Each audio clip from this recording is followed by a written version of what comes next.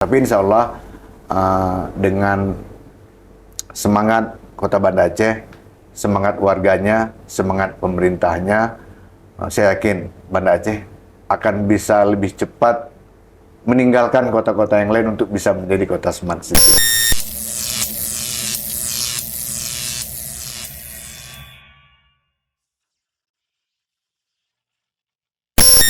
Assalamualaikum warahmatullahi wabarakatuh. Elektrizen, PLN selalu berusaha meningkatkan kualitas pelayanan kepada semua customer. Namun, PLN juga selalu membuka ruang untuk area of improvement sehingga pelayanan ini semakin hari semakin menjadi lebih baik. Nah, kita juga mengajak tokoh-tokoh publik untuk berkonsultasi dan memberikan suggest kepada PLN untuk memberikan pelayanan yang lebih baik. Nah, hari ini Elektrizen di podcast room kita sudah hadir salah seorang pejabat publik kita. Sudah hadir di tengah-tengah kita Bapak Ade Surya STME. Assalamualaikum Bapak. Waalaikumsalam warahmatullahi wabarakatuh. Ya. Terima kasih sudah diajak untuk bergabung di podcast ini bersama Elektrizen. Mudah-mudahan bisa memberikan sesuatu untuk netizen dari PLN sendiri. Oke, terima kasih Pak Ade. Kami senang sekali Pak Ade. Boleh saya sapa Pak Ade ya? Boleh juga. Ya. Boleh. Kami senang sekali Pak Ade sudah menyempatkan waktu untuk masuk ke dalam ruangan podcast roomnya kami. Elektrizen, Pak Ade Surya adalah penjabat Wali Kota Banda Aceh dan kita akan bincang-bincang hari ini berbagai hal terkait dengan seperti apa sih point of view-nya Pak PJ untuk pelayanan kelistrikan di Kota Banda Aceh. Dan juga kita ingin tahu sebenarnya ada nggak grand design Kota Banda Aceh itu mau jadi seperti apa? Ya mungkin pertama kami ingin tanya nih sekarang fokusnya Pak PJ ini di mana nih Pak untuk saat-saat sekarang ini? Baik, memang ini waktunya singkat. Kita meneruskan apa yang sudah direncanakan pendahulu sampai nanti ada wali kota definitif. Jadi saya mengantarkan. Tapi Kota Banda Aceh tetap fokus pada pendidikan, kesehatan, kemiskinan, kebersihan, juga pelayanan publik lain seperti penyediaan air minum, termasuk layanan kelistrikan yang memadai dan terjamin di Kota Banda Aceh. Oke, terima kasih Bapak. Nah, untuk hal tersebut kira-kira ada nggak grand design-nya mungkin dalam 2 tahun ke depan, dalam 3 tahun? Karena harapannya walaupun berganti pimpinan, tapi yang penting rakyat atau warga Kota Banda Aceh ini pasti ingin selalu mendapatkan yang terbaik dari pemimpinnya nih Pak. Nah, kira-kira apa nih desain-desain yang sudah disiapkan untuk Banda Aceh dan warganya? Ya. Ada beberapa hal selain kelembagaan, mengoptimalkan OPD-OPD dengan kinerjanya yang sudah ada saat ini. Untuk pelayanan publik, kita juga masih ada beberapa hal yang belum selesai. Ya, seperti kita masih butuh infrastruktur jalan untuk bisa melayani pergerakan mobilitas masyarakat di Kota Banda Aceh. Masih ada simpang 7 Olekaring yang belum selesai. Sedikit crowded ya? Ya, sedikit crowded sehingga itu menimbulkan kemacetan. Kalau macet pasti waktu tempuh jadi lama, energi yang dihabiskan juga makin besar, sehingga biaya hidup untuk energi juga semakin tinggi. Kami mengharapkan karena banyak biaya-biaya yang lain yang harus disediakan oleh setiap rumah tangga, kami mengharapkan biaya energi ini bisa kita tekan sekecil mungkin dengan hemat energi, hemat listrik, hemat biaya perjalanan pasti. Benar, benar. Ya, kalau berbicara hemat berarti kan itu harus disiapkan bagaimana kita berhemat gitu ya Pak ya. Nah, kita berbicara itu mungkin kita bisa alihkan pemikiran kita ke rencana Smart City. Nah, karena saya yakin dengan Smart City banyak penghematan yang bisa dilakukan. Mungkin bisa nggak di-spill sedikit, ada nggak Banda Aceh ini sebenarnya ada nggak arah ke Smart City itu? Memang Banda Aceh sebenarnya sudah lama mencanangkan sebagai kota Smart City. Cuman beberapa waktu terakhir ini mindset dari masyarakat atau mindset dari pemerintah kota sendiri atau dari seluruh ASN yang ada di Kota Banda Aceh bahwa Smart City itu ada pada teknologi informasinya. Iya. Padahal sebenarnya smart city itu teknologi informasi mendukung terwujudnya smart city. Smart city dari segi pelayanan publik, pelayanan perpajakan, pelayanan distribusi, layanan pendidikan, layanan perizinan, layanan data yang bisa selalu update untuk bahan kita mengevaluasi apa yang masih kurang sehingga kita bisa intervensi yang lebih baik di tempat itu. Benar, kita harus menyediakan sarana teknologi informasi yang cukup. Tapi itu hanya supporting untuk menjadikan Banda Aceh menjadi kota smart city yang betul-betul smart. Dan memang tujuannya kota Banda Aceh menjadi kota yang smart city, tapi tetap dalam bingkai Islam. Iya, bingkai syariat ya. Bingkai syariat. Nah, ini sebenarnya kendala yang paling besar kira-kira ya. Sehingga kita kalau melihat itu sebuah kendala menjadikan sebagai sebuah kesempatan, mungkin ini akan solve gitu ya problemnya gitu ya Pak. Kira-kira apa nih? Saat ini ya memang ada kendala di sumber daya manusianya, ada itu sudah umum. Tapi memang itu harus terus dikembangkan karena biasanya yang aktif untuk bisa menyelenggarakan secara terus-menerus merawat teknologi informasi ini di anak-anak muda ya. Umur 25 sampai 35. Jadi kita tidak ada membina yang baru itu selalu masalahnya. Jadi saat mereka sudah senior, mereka tidak mungkin lagi menjadi operator, menjadi teknisi. Nah, pembinaan berkelanjutan itu memang menjadi satu kendala. Kemudian selalu yang masalah bukan masalah pandemi, masalah endemik sudah ini. Selalu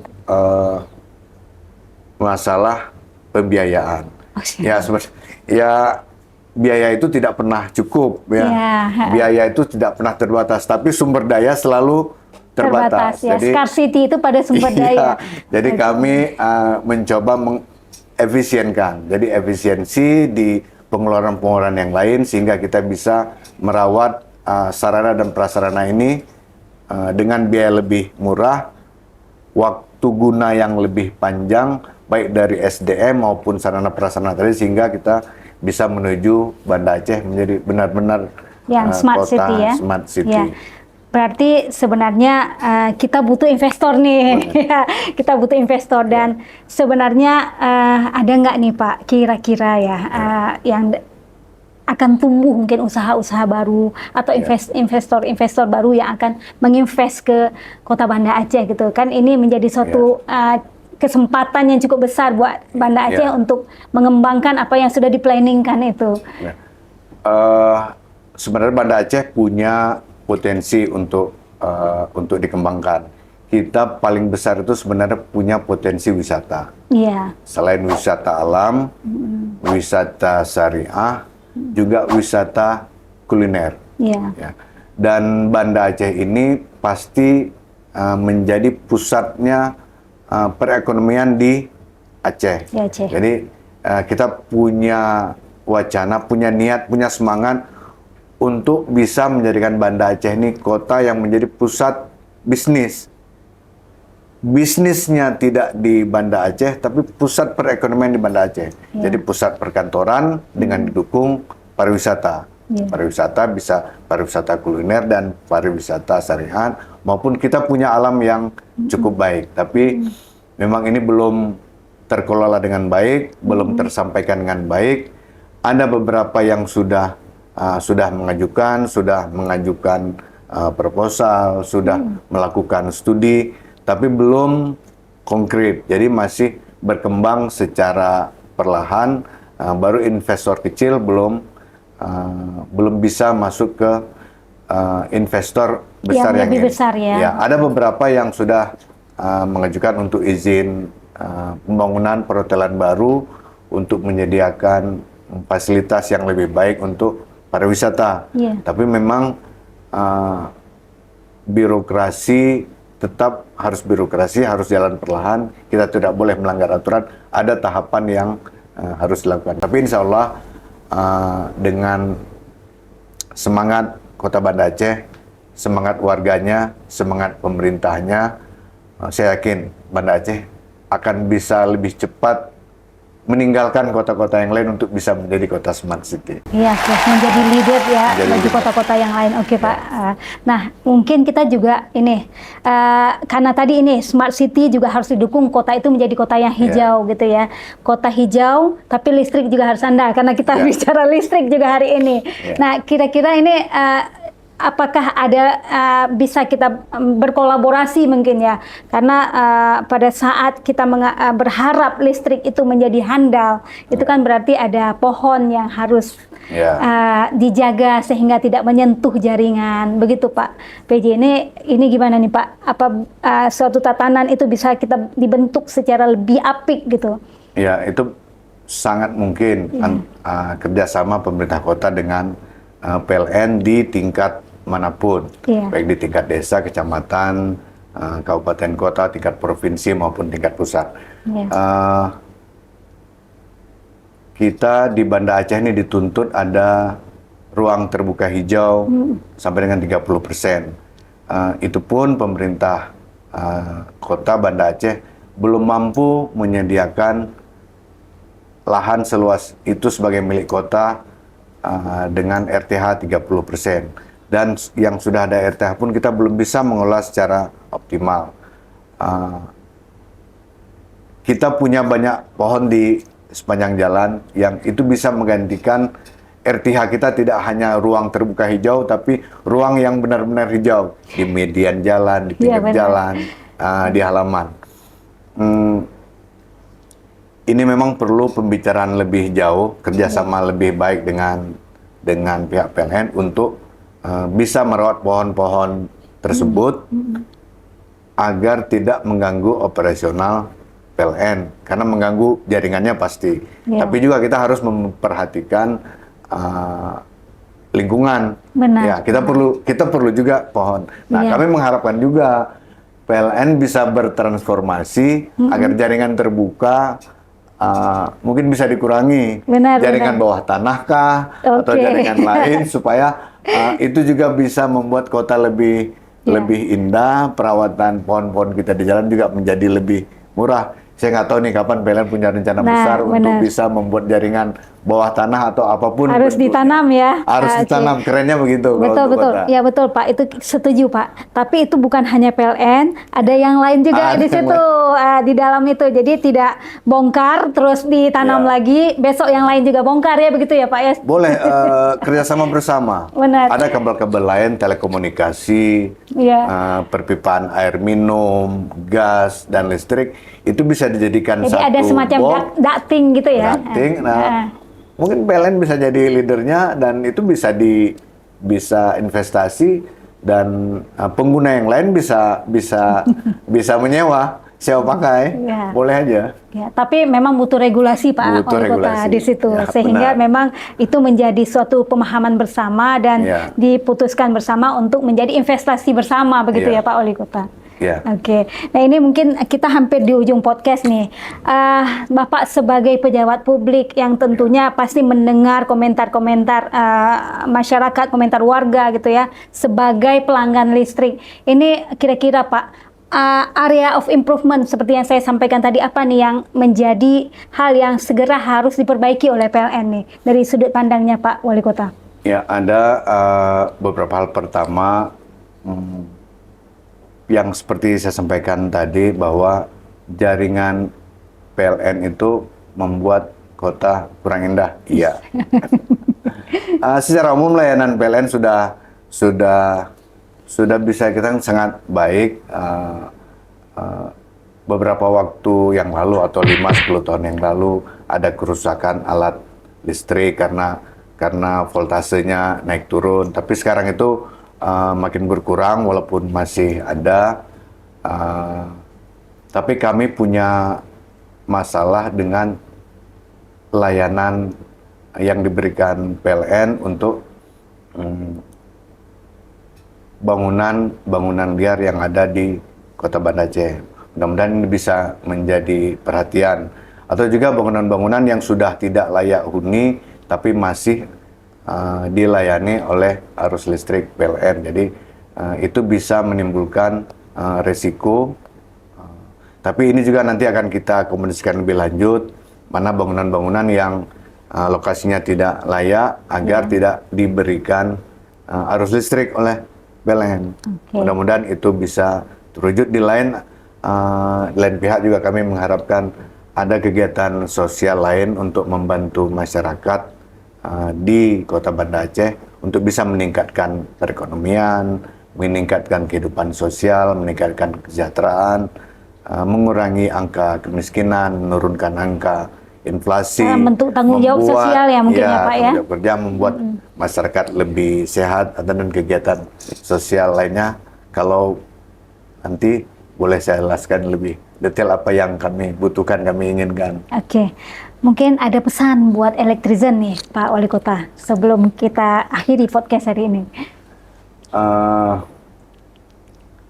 Ya, ini anak-anak muda ya, anak muda, mereka sekarang bekerja di usia muda, mereka yang akan menjadi penerus. Sejak sekarang mereka harus punya rasa untuk penghematan energi. Bumi ini semakin tua kan, sumber energi semakin terbatas, kita harus terus menghemat energi, menggunakan energi baru terbarukan, sehingga akan menurunkan biaya produksi, menurunkan biaya konsumsi, sehingga penghasilan kita bisa lebih digunakan untuk hal lain, untuk lebih mensejahterakan kehidupan. Ada pada Electrizen ini, jadi mereka yang akan jadi, kita mungkin akan bekerja 5-10 tahun lagi atau 15 tahun lagi. Mungkin ada yang 2-3 tahun lagi, tapi mereka yang masih punya masa produktif 20-40 tahun mungkin ini ada pada mereka. Dan bisa belajar banyak untuk bisa mensejahterakan negara kita ini, provinsi kita, terutama Kota Banda Aceh. Oke, siap Pak Wali Kota. Ya, terima kasih Pak Wali Kota atas kesempatannya untuk hadir di podcast room kami ini. Ya, semoga ini bisa memberikan juga pencerahan kepada warga kota juga, kepada para Electrizen. Dan terima kasih Electrizen Atau untuk... boleh saya tambah pesan terakhir? Boleh, Ya, boleh. ada satu yang ingin saya sampaikan. Banda Aceh juga sekarang konsentrasi pada penurunan angka stunting. Angka stunting, ya. Angka stunting. Walaupun tidak selalu akibat kemiskinan, tapi kemiskinan punya potensi besar. Faktor risiko untuk anak-anak bayi mulai dari kehamilan sampai 2 tahun masa awal perkembangannya itu menjadi stunting. Nah, saya menghimbau tidak hanya di PLN tapi juga di banyak tempat yang lain. Kita hanya punya 90 desa di Kota Banda Aceh. Mungkin antara 15 sampai 25 orang rata-rata bayi stunting di desa.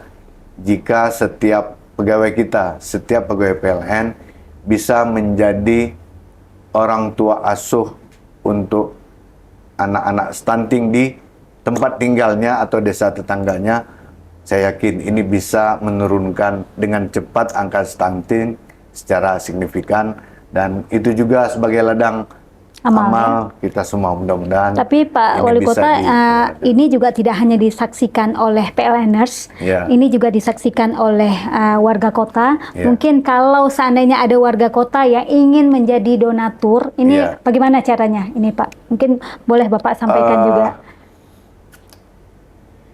Karena itu perlu kelembagaan. Akan lebih mudah, lebih praktis, saya menghimbau setiap warga kota yang punya kemampuan lebih, silahkan melihat kiri kanannya. Melihat keluarga yang tidak mampu. Data di puskesmas, data di desa, data di posyandu itu sudah sangat jelas siapa anak-anak bayi kita yang stunting. Jadi silahkan proaktif, langsung menjadi bapak asuh, bisa langsung ke posyandu, bisa langsung mendatangi rumah-rumah untuk bisa memberikan rasa empati kita kepada masyarakat kita yang kurang mampu, dan itu akan lebih efektif untuk bisa dilaksanakan. Baik, terima kasih Bapak. Oke, Elektrizen, sudah sampai di akhir podcast room kita. Terima kasih sudah menyaksikan podcast hari ini. Wabillahi taufiq wal hidayah. Wassalamualaikum warahmatullahi wabarakatuh. Waalaikumsalam warahmatullahi wabarakatuh.